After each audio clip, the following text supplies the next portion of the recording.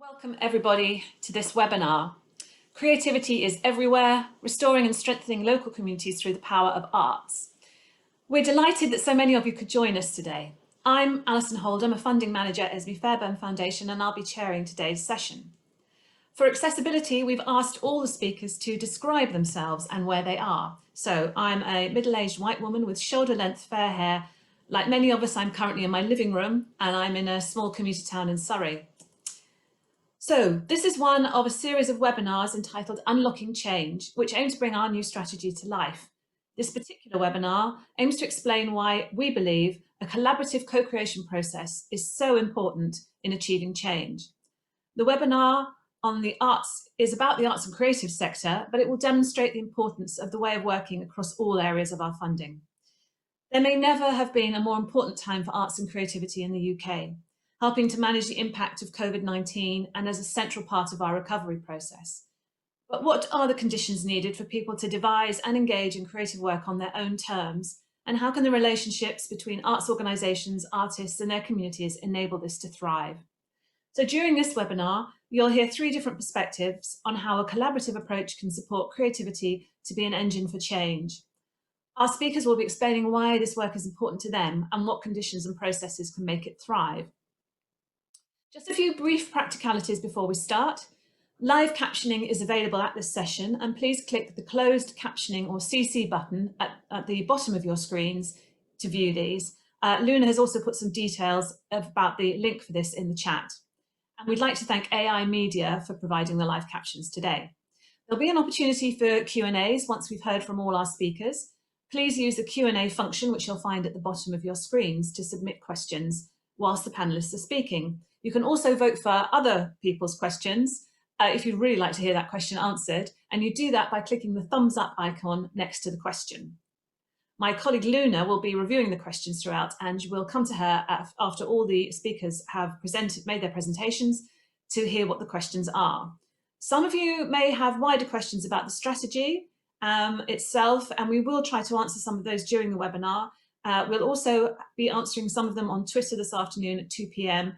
And we are planning a further webinar early in the new year to discuss the strategy. But we'll tell you more about that later. We'll also be tweeting about the event using the hashtag #CreativityIsEverywhere. So please join us in sharing your reflections using that hashtag. The recording of this webinar and a transcript will be available on our website shortly. So practicalities out of the way. We're very excited to be joined by our speakers today, who will give you a wave as I say their name. We have Tariq Iskander, Artistic Director and CEO of Battersea Arts Centre, Heather Peake Morrison and George Hill, and they are both here today as representatives of Creative Kingswood and Hazel Lees in Corby, which is part of the Creative Civic Change programme. So before we hear from our speakers, we're going to give you some more detail about our new strategy. And so firstly, I'm going to hand over to Caroline Mason, Chief Executive of Esme Fairbairn Foundation, also Creative Chief Executive of Esme Fairbairn Foundation. Hi, she's going to give us some background on the new strategy. Over to you, Caroline. Well, that's the best description of me that I've ever had, actually, Alison. Thank you very much. Hello, everyone. First of all, thank you very, very much for taking the time. I know everyone is super busy, and so thank you, and also, and especially to our panelists. I am a tall, white, middle-aged woman. I have very short, tufty hair, which is sadly going grey far more quickly than I'd like. I've got brown eyes. I'm usually quite smiley, and I'm sitting at my kitchen table at home. I thought I'd just take this opportunity to give a quick snapshot of why, what has inspired the change in our strategy, which is quite a new direction for Esme. I think it's been an absolutely extraordinary year, and next year is likely to be the same, I think, or a variation of the theme. We've got climate change, COVID, we've got Brexit coming, and all of these, and the impact of all of these on existing inequalities is huge. So when we looked at our new strategy, I think I can describe it in three key ways. One is, we needed to know our purpose, first and foremost. So previously, we funded very broadly in a very responsive way. We funded other people's outcomes, And as someone described it, we spread the jam thinly. And, you know, that was right for the time. And we did fund some extraordinary work and help some extraordinary organizations. But these are different times. And the other, you know, we were very passive and we didn't have a voice and we didn't have an opinion. We weren't proactive. We think that now we need to be very clear about what we're good at and what we're not so good at, so that we can understand where we can make the most, where we can add the most value to make the biggest impact. So we now have our own goals. We are going to be using our voice, our influence, being more proactive. So we now have a sense of where it is that we're heading. The second is to know our place. As my daughter, when I was trying to explain to her what I was trying to say, she said to me, "Oh, you mean you want to be part of a jigsaw rather than part of a pyramid?" And I said, that's exactly right. So we are part of a system that is trying to achieve change. And so we want to be a contributor to that. And we want to know our place in that and what it is that we can contribute most, as not just as a grant maker, but as a broker, a facilitator, and a commissioner, and always working in partnership with those who know best, which are the people who live the experiences and the inequalities that we are trying to tackle. The third is to acknowledge our privilege. As a foundation, we are hugely privileged. And so how do we use that privilege well? So again, how do we use all of our resources, our people, our networks, our voice? How do we use our endowment to make change happen? How do we use our ability to be flexible, adaptive, because we can be? So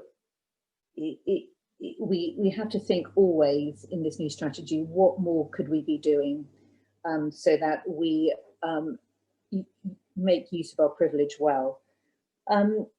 Some of you will know that arts has really always been central to Esme's work, and it is absolutely central to our new strategy now. We think it is a completely powerful tool to strengthen bonds and communities, to help local people build vibrant, confident places. And it's also an incredible tool for people to achieve their potential. And, you know, COVID has disrupted every aspect of our lives. And as we weather this awful storm, the arts and creativity are going to be more important than ever. So, so finally, I just want to quickly share a brief outline of our new strategy. So our three main, we are taking a very long-term 10-year view, which in three areas: our natural world, which is around climate change and the environment and food systems. Secondly, a fairer future, and thirdly, creative, confident communities, which is what this seminar is mainly about. We hope that they all interlink, that there are synergies between them all, and we have, although we have 10-year goals, we have priorities where we think that the need is most urgent. We're hoping to make this quite organic and quite responsive to communities, to young people, and I hope that this seminar gives us a chance to connect with you and speak to you about how we might deliver this and deliver it better. Thank you very much. Thank you, Caroline. And as this webinar is specifically about our Creative Connected Communities aim, I'm just going to put a quick slide up that's specific to that, and just very briefly run through some details about that. If you could put that slide up, thank you. So Creative Confident Communities really aims to enable places where the local economy works better for the people who live there, where there's equality of access to arts and culture, and where communities are at the heart of change. And as Caroline explained, we're doing this in a very long-term way. We're looking at impact goals that we want to achieve by 2030. But in the first 5 years, we're looking very specifically at some priorities that we're aiming to work with. And these are very much bearing in mind the extraordinary situation that we're currently in due to COVID-19. So the priorities for the first 5 years are that communities working together for change, community ownership and regeneration, creativity transforming lives, and culture restoring communities. And there is more detail on all those priorities on our website. Today, however, we wanted to give this platform to work that's helped to inspire that new strategy. So I'd like to do that now by introducing the first of our speakers today. Tarek Iskander is the Artistic Director and CEO of Battersea Arts Centre in London. His previous roles include Director of the Theatre for Arts Council England, and he was one of the founders and Associate Artistic Director of the Yard Theatre in Hackney. He previously held a wide variety of senior management roles in the National Health Service. Over to you, Tarek. Hi everyone, lovely to be here. Thanks for the introduction, Alison. My name's Tarek and I'm a 5'6" Middle Eastern man with black hair and brown eyes. And I'm in my very blue living room, which has become my office for the last few months. It's really important with this kind of thing, as Caroline and Alison have just discussed, to start from first principles. Like, why does this stuff really matter? And I think definitely I speak as a director and a writer, but also on behalf of BAC, that we just believe that creativity in the arts is one of the best ways of provoking positive change in the world. And that is absolutely critical at this moment in communities that are really struggling with the sort of inequalities and injustices and all the things that have been described previously. And, you know, the context of this talk is described as our power. It's not just our power, it's our superpower to kind of make change happen. And I think at BAC, we have really committed to this, and we're really invested in it, and supported by brilliant funders like Esme. We have a number of programs running, like the Co-Creation Change Network, which is a national network that brings people and organizations from all over the country together to share learning and expertise, with programs like the Moving Roots Project, which is taking co-created art around the country. And it has been game-changing for us as an organization in terms of linking in with our local communities, moving away from participative projects to real co-created projects locally. But we are learning so much and being inspired by others all the time. And I guess some key things that we have learned through these networks and through some of this work is this stuff really takes time, that you have to invest over a long period, that change doesn't happen, trust doesn't happen, the kind of things we want to see emerge in our communities doesn't happen overnight. This is the work of years, not months. The other thing you learn is that, and I'll give a bit of a case study around this, is it's incredibly infectious. That as soon as you start doing it, it starts to spread like wildfire. And we're going to hear some more brilliant examples after this. But what does it boil down to? I think when we talk about co-creation, we do mean sharing power and giving communities power to be creative in the ways that they see best. And power obviously means different things to different people, but in this context, I think it means decisions around resources. Who gets to decide how money is spent, how space is made available, how people are engaged. And going back to the example of infectious, so just to give a kind of bit of a case study. So Battersea Arts Centre has been involved in a program called the Collaborative Touring Network for many, many years. And that was a touring infrastructure where BAC liaised with a bunch of other smaller organizations like Heads Up in Hull and Strike a Light in Gloucester and other organizations in Torbay and so on, Darlington. And the idea was that we would develop shows and they would be toured around all these different areas of the country. A very simple idea. And in that context, BAC was by far the biggest organization and the one with the most resources and the one that was leading that program.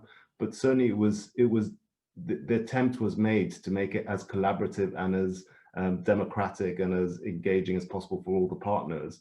And that's what really gave that program that strength. So as an example, to the people who were starting up a very young organization at the time, Emma, Jane and Sarah, was starting an organization called Strike a Light in Gloucester. They were part of this network. They were involved and had the power to make decisions about how those tours were made. And so they, in Gloucester, they grasped that sort of sharing power ethos fully. So rather than them taking the show from BAC and programming in Gloucester as was initially envisaged, they went out themselves to the Matson estate locally in Gloucester, where they were really keen for this work to be presented, and discussed with the people and the residents who live locally, do you want this to happen? How do you want that to happen? How would you change it? How would you program it? How would you make it work? And their ability to engage people equally in co-creating that initiative was something absolutely remarkable in that area. And again, I think it was the culture of the Collaborative Touring Network that felt very open to sharing power and in giving people a say in how things worked, that infected how they operated within Gloucester. I mean, the story of Strike a Light is truly remarkable. From two women a number of years ago, they have completely transformed the cultural scene in Gloucester themselves. Their young organization is now a national portfolio organization funded by the Arts Council. And GL4, which is the small group of people that they engaged in the Matson estate to bring this work and cultural activity, is now got an unbelievable program running on that estate that they're coordinating a program themselves. They have aspirations to become a national portfolio organization and have completely transformed their communities. So in some senses, this stuff can feel quite difficult, but actually it's quite easy. It really is about investing in people, recognizing what different people bring to the table. Everyone brings expertise, everyone brings creativity, but those things are different. And it's not about creating a utopia where everyone is engaged equally, because that doesn't even sound like a utopia in any way, but it's really about transformation. And I think if you look at some of the programs that have come through Moving Roots or Co-Creation Network, if you go on our website and Google Co-Creating Change Network, you will see examples from all over the country where people are transforming their communities through their own creativity. People are doing things on their own terms and using the power of the arts and creativity to just imagine something different and to change the boundaries of what is possible. And that is really the best way of transforming communities. And it's very simple. It's just by giving people a say to do it themselves. Thanks. It's quicker than expected. Thank you very much, Tarek. Thank you for it's really helpful to have an overview from an organisation that's leading on such fascinating work and has a history of doing it as well.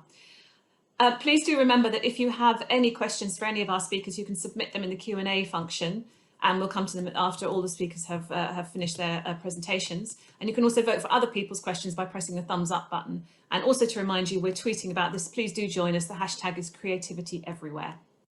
So over now to our next two speakers, George Hill and Heather Peake Morrison, who are going to speak together. They are both involved in Creative Kingswood and Hazel Lees in Corby. This is part of Creative Civic Change, which is a programme that offers a new approach to funding communities to use arts and creativity to make meaningful change happen in their areas.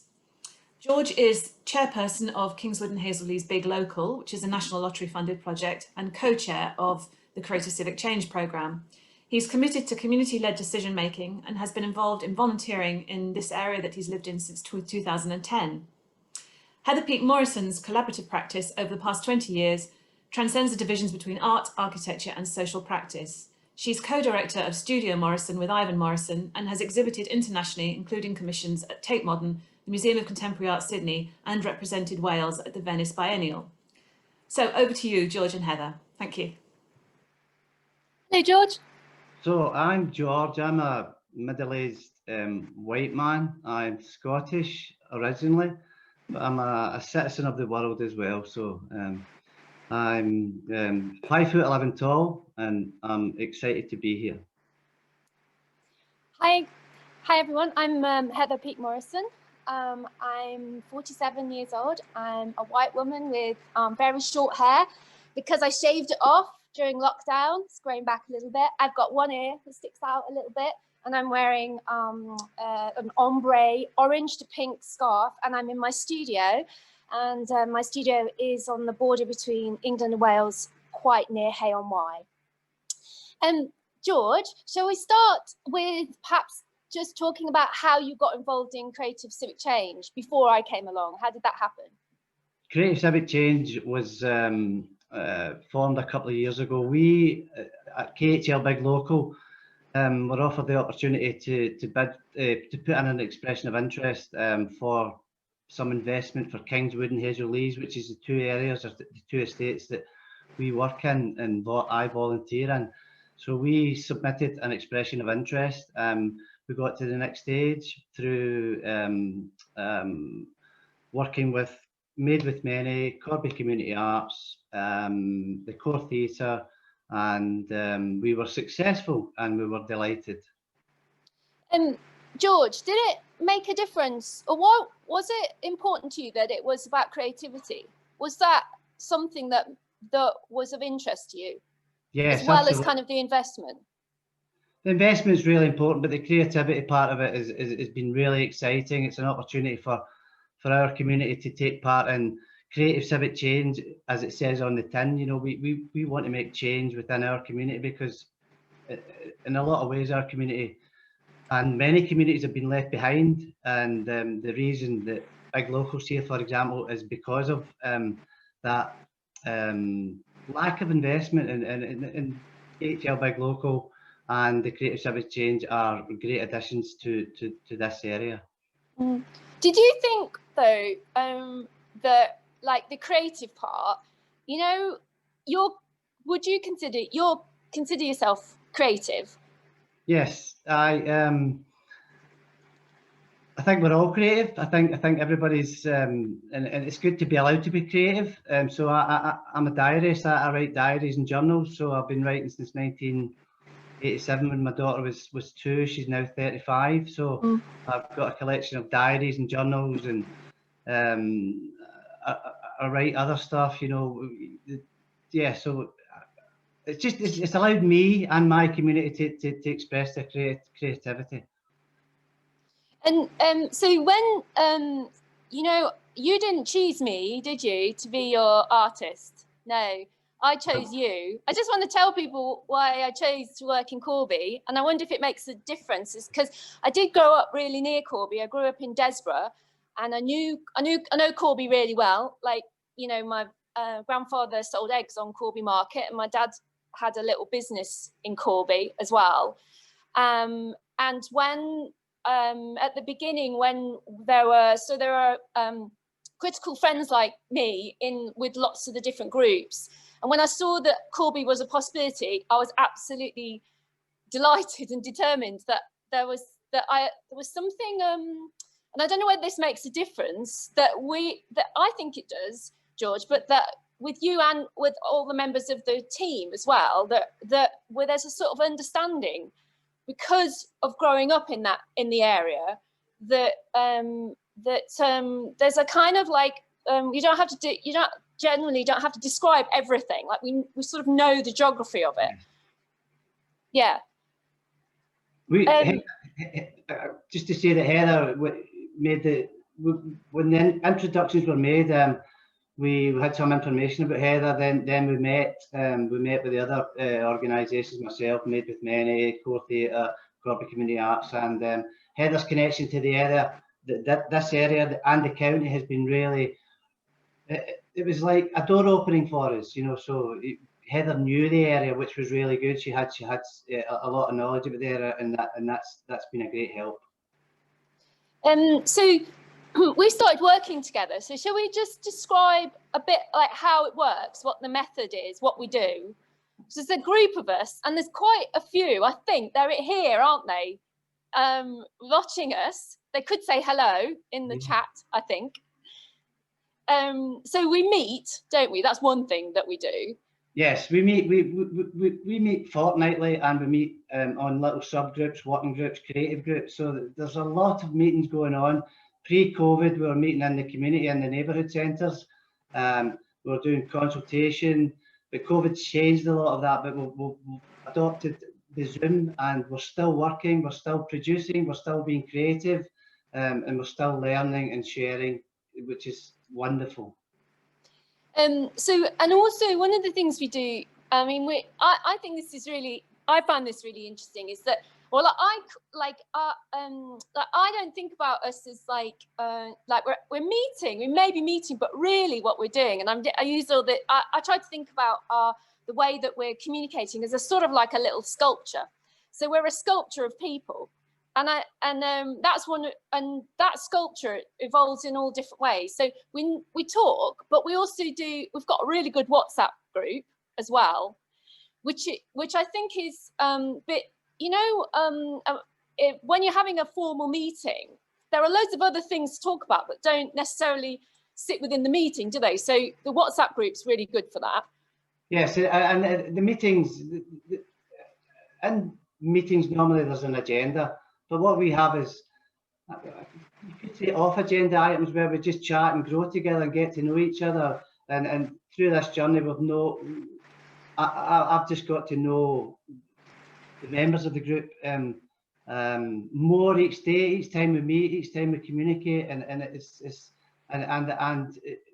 we're constantly reaching out to our community and trying to engage people in this opportunity. What about, one of the things I wanted to mention, and it's a good example, the last meeting that we just had, is, so we're having these meetings over Zoom, is that we were talking about what, you know, the difference between like having a normal meeting and then having a meeting where creativity is at the heart of it. And that those examples of kind of like the fact that we talk like about loads and loads of things, and we kind of we fuel our meetings with all different things. Yeah, like, the phrase that you use is about we grow together, the composting thing, you know. So on that meeting you're speaking about, we were chatting, we opened the meetings a little bit early, so there's an opportunity to chat before we get onto the agenda.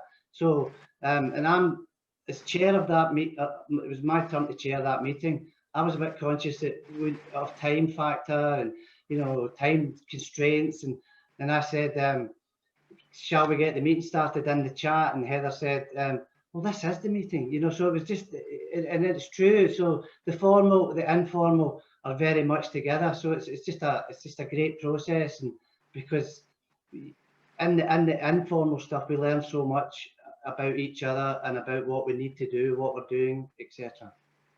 Some of the things I was thinking about when we talked about, we were thinking about composting and what we put into our meetings is, and I'm sure you can add to this, is that we talk about, obviously we do talk about other artists and artworks, and we look at other artworks, and you've gone and done some trips away as well.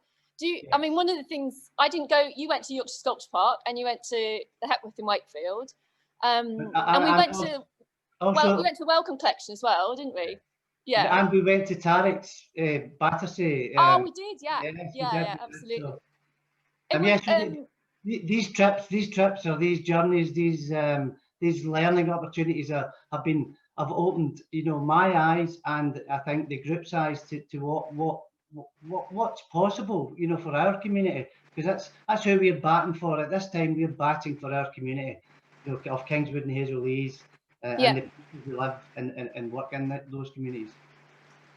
And then we also do, like, there's lots of like kind of other things that we bring in. So things like, we might talk about books, we sometimes talk about films, we talk about radio quite a lot. Yes. We talk about Twitter, we talk about TikTok, and then it all kind of get mixed into what you know about your community and what's going on in your community. And I think that one of the things as an artist, one of the things that I've really enjoyed and really learned from is this unique position that I'm in, where I'm not being commissioned to make work. So I don't have this weight on my shoulders, you know, that I'm going to have to make a work. You're deciding on those things, and I'm just sort of there to do challenges. Yes. I was just going to say that challenges are only opportunities in disguise, you know. But and Heather does that for the group. You know, the critical friend is a great thing. It's just because we also meet on something that Heather calls a hover above, where we have other meetings. So myself and Helen from Made with Many, and Heather gather. It's just an opportunity to take a look at the bigger picture and then back to the group. So the Creative Civic Change over the last couple of years has changed my approach to decision making, and you know, who has the power within communities. And I fundamentally believe that the community has the power collectively, and for them to be part of that, of those decisions, we need to be engaging, and that's always a challenge. That is a challenge, to get people engaged in the process and the decisions. But so sharing power, safe spaces to chat and be honest, be open is an amazing opportunity.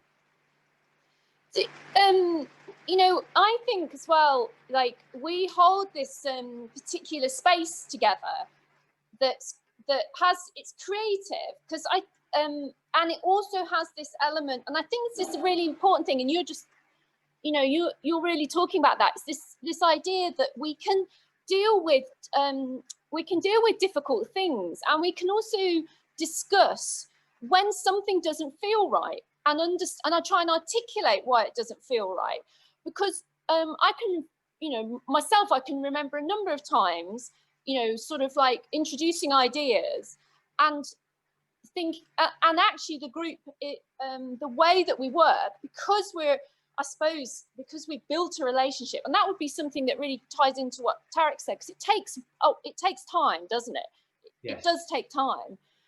That actually, those ideas, we can sometimes, we'll examine those ideas in an objective way in order to wrestle with them, but they're not, in a way, like the precious thing that the artist has given to you to hold on to, and you have to keep to it. Do you remember when we did, you know, in the beginning, when we couldn't work out, you know, what it was we were doing, and I brought some objects in. Yes, yes. And we looked at I wonder if I've got, well, it could be anything. Here, look, it's my coconut cup. I think I brought a coconut cup in, maybe. And one of the things that we did is like looked at the thing itself, like looked at what it was and tried to make, use that as like, almost like you would as an artist, and think, well, what is it? Let's describe it, you know, rather than make it about anybody or about anything. And I think there's something kind of, and it's a sort of like this mixture of art, but the art is just mixed in to the community and what's happening in the community. Yes, I remember that well. I remember because I think initially it silenced everybody. You know, it was like, wow, it was just like, but it was a great opportunity to have the conversations, and that was really early on in the journey, wasn't it? That we've done that, and we still do it. We still, you know, because there was an example just last week where you suggested something, one of your challenges, and it went silent. Yeah. You know, that's a response for you to, you know, dig a little bit deeper, and, you know, a good old Scottish saying is getting amongst it. You know, getting amongst it, and then yeah, it's just a good yeah. I just want to say this. It's been a fascinating journey for me. It's just been a wonderful opportunity. You know, all these organisations knowing that they're supporting us in this community, and we're trying to support our community. We're supporting each other. And yes, and Heather, I just want to say this as well, because you bring so much to the table, as do the others. You know, but it's just I'm very much enjoying the journey. I'm learning so much about it. I want to continue with it, and I'm just excited to be part of it. George, do you have poetry book with you, our latest project? Because that might be a good thing to show people. So Can you tell us about it? One of the things that we've done was a neighbour of mine, she literally stays through that window to the left. She sent me a message, and Nicola, and she says that her father had asked her to write a poem just at the start of lockdown. And so we had a conversation, she shared the poem. And then, so basically what we've done is it's Poems of Corby, because we decided to open it up to the people of Corby, not just Kingswood and Hazel Lees. And we've produced this, I think it's 32 pages of joy. You know, it's just they're not some beautiful, they're all beautiful words in it. So there's a very wide range. And to get that done during this time and to continue doing what we're doing is just amazing. So this poetry book will be coming your way if you would like a copy of it. And that's going through every door, isn't it? 3,000 homes in Kingswood and Hazel Lees will receive a copy of that, and it'll be given to the community. And then the idea is post-COVID is to have an event where the poems can be recited on stage or in some sort of podcast. So it's developing, and then some of the words from the poems will actually go on street art, you know. So I think the phrase is haikus, you know. Yeah. So that was another school day. I learned that little phrase as well. So really pleased and proud to be part of this this book as well. One of the things that I think we should, if anyone might make assumptions about the kind of like quality of the work, yeah, or because sometimes people do make assumptions around quality and around work that's in communities. That one of the things about the work that we've been doing, and that book's a really good example of that, is the quality of the work, and then also the nuance in relation to how we think about the work as well. And it is exquisite, isn't it, George? Yeah.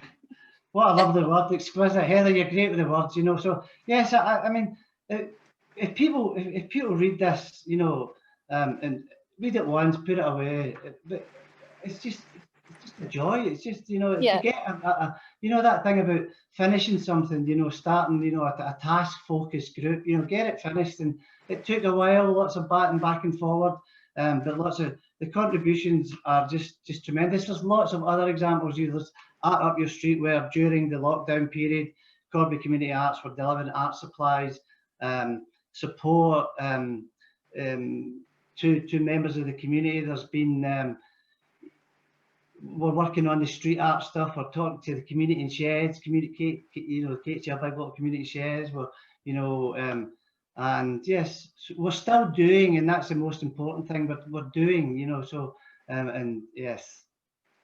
And they're asking us to stop now, George, which is unfortunate, isn't it? Heather, you know what happened? I just want to say this: once Heather and I get chatting, you've got to put the reins on us sometimes. But thank you. Yeah. One more thing, I want to say something quickly, just because I think the thing is that we really understand that we're making stuff, but we also know one of the things about Art Up Your Street was that there's this real understanding that there's stuff going out, things are being made, but also there's a reflection, huge lot of reflection on process that we know is how we do things as well as what we do. It's all creative, and I think and having that. You know, we talked about U theory in the beginning as a kind of methodology for like constantly experimenting and then reflecting and then experimenting again. And that is totally the loop we're in, isn't it? We're gonna stop. We should stop. It's me now. Okay, we're gonna stop. Thank you. Thank you so much, both of you. It's so good to hear of your experience of being involved with this, and I absolutely love the idea of composting and hovering above. Great phrases. Thank you so much. I think it's really interesting to hear from all the speakers today about the various basic principles that go into this work. And Tarek was talking about time and how long it takes, and how flexible you need to be. And obviously Heather and George have just really talked a lot about, I think one of the phrases you used was about learning about each other. And it's obviously an issue around time and relationships. And I love George's explanation that it's actually changed his approach to decision making. That's such an interesting finding to come out of this type of work. We will go to some other questions, but I wondered if I could just ask you both a question from myself first of all. George and Heather, Creative Civic Change is an example of a national co-creation project. And you're part of a big network of 15 other organisations. So I just wondered if you had any reflections on the experience of being part of a network that's doing this kind of work and how that might have impacted on your work. Yep, I'll take that if you like. So we've been in touch with some other creative civic change programmes throughout the country. And I would just like to give a shout out to Grace at Local Trust, who is the I don't know what the title is, coordinator. She's been absolutely fabulous in supporting and just enabling the group to continue. You know, she'll shout out to Grace, and that being part of the 15 organisations and knowing that we can reach out and they can reach out to us is a sense of strength, and it gives you confidence, because I read something recently that nothing's really ever new. All we're doing is putting a new slant on it. So, you know, unless you're really innovative and you've got something new. But what we're doing is just adapting it for the times, these times particularly. And Heather, do you have any comment on the network? Yeah, I do, because we actually, yeah, I've got to like, I know we've got to like big up Grace, because Grace is in the middle of all of this, and I think and so you've got this centre point with Grace running, not like and what happens is there's a really there's a kind of connectedness happens. And I've talked to Grace on many occasions about kind of things that are going on and things that I'm thinking about and ideas that I have in terms of like, you know, what I'm learning with Corby. And I also am critical friend for Hard Times in Birmingham as well. And so that has kind of now become part of, I'm now like a creative support for all the groups to talk creativity and art very specifically. But then that means that everybody's starting to cross. It's not just, it's more than networking, because creativity, when you're in a creative framework, when you're in a creative mindset, it becomes about this thing, collaborative, composting and thinking together. So so I really shy away from all this idea of like, let's meet to network, let's meet to, you know, it's actually about a movement, about of people. And then that comes out in lots of different creative ways. So it's been extraordinary to be part of that. It really has. That's great, thank you. Tarek, could I ask you a question as well? Obviously, Battersea Arts Centre's had a history of working in this way, and you were talking a little bit at the beginning about the impact on the programmes you run. I wondered if it's actually informed the way the Arts Centre itself is run as well.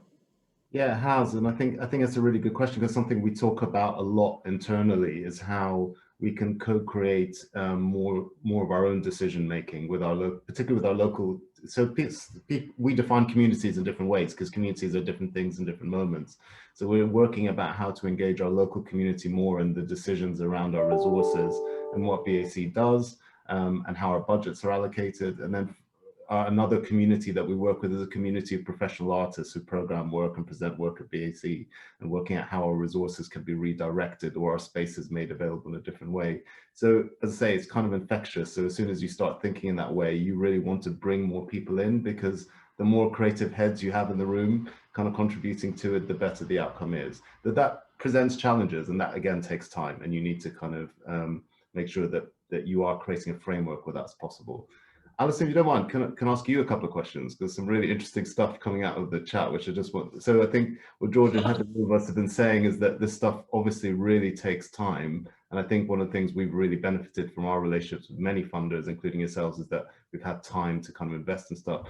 Has that been part of your thinking around the strategy, and how are you thinking different horizons? And then I suppose the second question is, one of the things that's also, it was really lovely hearing Heather and George's kind of description, is the outcomes that come out of this work can be very different from what you may have anticipated going in. So even hearing George say, I describe myself as a creative person, when he may not have done a number of years ago, can be a massive outcome in itself that will have knock-on effects. So how are you going to measure success in these bids when things could go skew-whiff because we're being creative? Sure. Caroline, do you want to answer the question about timing, and I could take the second one about outcomes, or the other way around? Yeah. We would like to be able to fund for longer, and we will fund up to 5 years, and we're also trying to make the funding wherever possible unrestricted, to give people the flexibility, because the world is going to be very, very volatile, I think, over the next while, for good and ill. I think we've always been, I think, pretty good at understanding that things almost never turn out quite as expected. So I think we've done that. I think we're relatively good as a funder. And please, if I'm wrong, but that's my impression of the work of the team, is that they're very good, and we think about learning and improving rather than proving things. And the way I would describe it is, I don't really think you know, our ethos is not about measuring impact. It's about seeing evidence of positive change, and that can come in lots of different formats. And we're very open to, you know, assessing that change in lots of different ways. You're nodding, Al. Have I said Yes. it? Good. Phew. Absolutely. And I think specifically somebody asked this in the chat as well about outcomes and actually I think one of the things we've realized as we funded more of this work is that quite often the process itself is the outcome. Yeah. And we're more than happy to fund on that basis without tying people down, because the whole point about co-creation, of course, is that you don't know what you're going to end up with when you go in. So actually we are able to fund this sort of work on the basis of what the process might be to get you there, or a more abstract type of outcome than we would normally have. And I should also say that the structure that we have of the aim being creative, connected, confident communities is very much a cross-sector approach. So if we're getting an application from an arts organisation which is about work that's spreading over into other areas and that's involving non-arts organisations and community organisations, equally we're really interested in looking at that. We see the co-creation approach as being a community-wide, sector-wide approach, and so the outcomes again don't have to be about the art. They can totally be about the community or about the organisations that you're partnering with, or it could be much broader than that. It can be about the art. It's absolutely up to how you are deciding the process to go and what you want to do with it. So it's a more broad approach, I think, to outcomes generally. Al, can I? Yes. Sorry, can I just add one more thing? I think we don't have a single view of what a community is. So a community can be a place, but it can also be a cohort of people. I know that was a question that we're not, you know, we don't have a sort of ideological view of what equals a community. Absolutely. Luna, do you have any questions that you wanted to put to either Caroline and I or the panelists? Yes, sorry. There are a couple of questions around the same theme. Like, how do you engage with people in the community who don't consider themselves creative, or who might be intimidated by the notion of culture and think that it's not for the likes of me, or might not be, there's also a similar question around who may not feel comfortable in groups of people. Can we put that to Heather and George first? What's your experience been of that? I'll go. Engagement, it has to be continual, it has to be often, it has to be different way, it has to be done in different ways. It can be done via the old social media, it can be done on the street, because there's a project that we're starting now through Corby Community Arts, which we'll do, it's called Talk 2021, where colleagues from Corby Community Art will go into the community and just meet people walking around. So the engagement process is a real that is a challenge. Heather uses that word often, the challenge, but what we are aware of, and me particularly, is we have to keep doing it. We just have to keep doing it and repeating it and changing it, you know, so that is a and not everybody's suited to groups, you know. Some people, you know, we're prepared to maybe around sort of conversation we had recently was about music, so it might be that somebody gets one-to-one music tuition. Yeah, so groups, individuals, just whatever works for that individual, and hopefully for the benefit of the wider community. Thank you. You know, just to add to that, George, I think that there's a kind of like there's creativity everywhere, and I don't mean that in a kind of like, you know, like everyone's creative kind of way. Like, I think it's just about looking at the like we have conversations about why, you know, like what's creative about the local chip shop, what's creative about hairdressing, what's creative, where's the creativity in skateboarding, in reading, in knitting, in cooking, you know. That we all walking. I'm having a really wonderful conversation at the moment with another CCC group about the creativity around walking. We started off just talking about Richard Long's work, who's an artist who made work about walking. I'm not, you know, like there's an element of so I think that there's also an element of just not make an assumption at any point ever about anybody, actually, and to find the interesting thing, the thing to connect together, whatever that is, and then work from there. Use that as your point to grow your creative project from. So not do your creative project and bring people to it. You grow it together.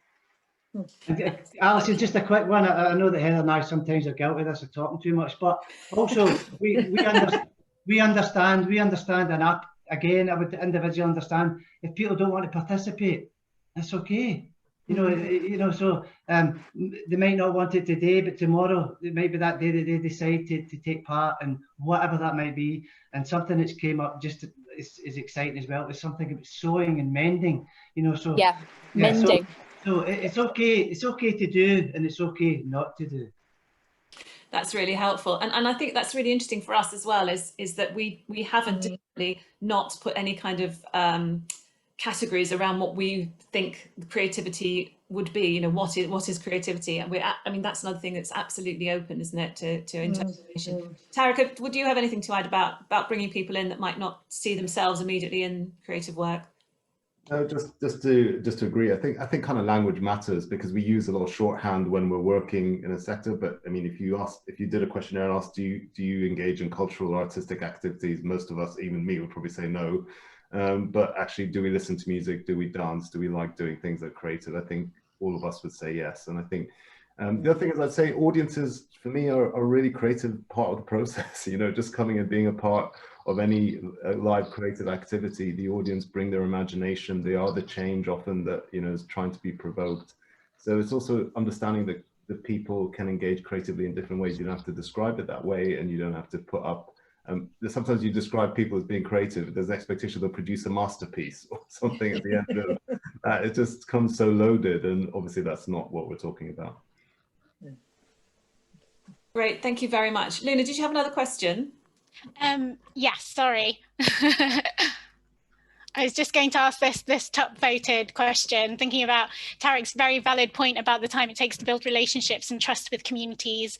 Will grants support the preparatory work of investing and engaging with communities to reach a position where they are leading and co-creating, which is resource intensive, but with often no tangible outputs in the short mid-term, or even being able to confidently promise what actively might ultimately arise from it, which I think was answered a little bit.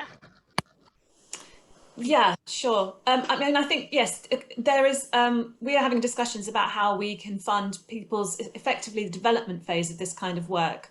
And we are talking about that because we realise that can take a huge amount of time and a huge amount of the grant time to do. But yes, I think one of the things we've realised is how much time that takes, and working with Creative Civic Change Partners has shown that process, because they had a very long lead-in time to get to the stage where they produced any kind of plans. And I think that's been very telling for us about how long it takes to do that work, and that is something that we'll be looking at when we look at any applications for this type of work, is the learning that's come from that, from the Creative Civic Change programme, definitely. Great. There's a question that's come in through the chat, actually. So this could go to all the panel. What advice do you have about how to bridge arts organisations and community organisations? Can I give that to Tarek first? Yeah, I think this also relates to the same question about how do you engage people on their own terms, and how do people feel comfortable engaging with that. And I think for me, it's really important that we reframe the question, because very often we frame this as if you need to do more stuff to make it happen, or to make that easier. Like, how do we invest in making those contacts and connections? And actually, usually the answer is making it simpler and taking things away. So if you want to engage communities in creative activities, it's taking away a lot of the barriers that you are actively putting up to enable that. So for example, it takes a lot of effort to bring people to you, and whether you're a cultural organization or whatever, well, it's actually much easier to go out and be in the places where those people already are. It is quite difficult to enforce old-fashioned rituals about performance, or how art is, or how it's consumed. It's much easier to just let things be naturally the way they are. So similarly, I think it's important for cultural organizations like ourselves to not walk in with expectations and barriers, and similar for every partner, just to say we're going to accept and see other people as they are, which actually makes the entire process much simpler and more straightforward. That's great, thank you. And George and Heather, I know you were talking about, you already listed some of the organisations in Corby that you've been involved with. And have you got any sort of coming from having the community group, have you got anything you comment on that question about how you then link between arts organisations and the community? So the arts organisations in our community who I've mentioned, Corby Community Arts, Made with Many, the Core Theatre, etc., are there to produce and to work with the community. So rather than see it as an us and them, I try to see it as an us, you know. And traditionally there's always been a bit of, you know, say suspicion about organisations. What are they up to? Why are they coming to our community? But fundamentally, these organisations there are there to work with the community and to help that or grow that community for the cultural experiences. And I love what Tarek was saying there. We are all creative because we listen to music, we dance, we sing, we talk, you know, so, or whatever we do. So it's just, I just love the idea of the collective, the us doing it together. You know, working together is much better than trying to do it on your own. Great. Thank you. We're running out of time, so can I just ask you as a final contribution from our speakers, if you had one tip to give to people that are trying to work to engage people with creativity on their own terms, what would that tip be based on your experience? Shall we stay with George and Heather? So I had a real,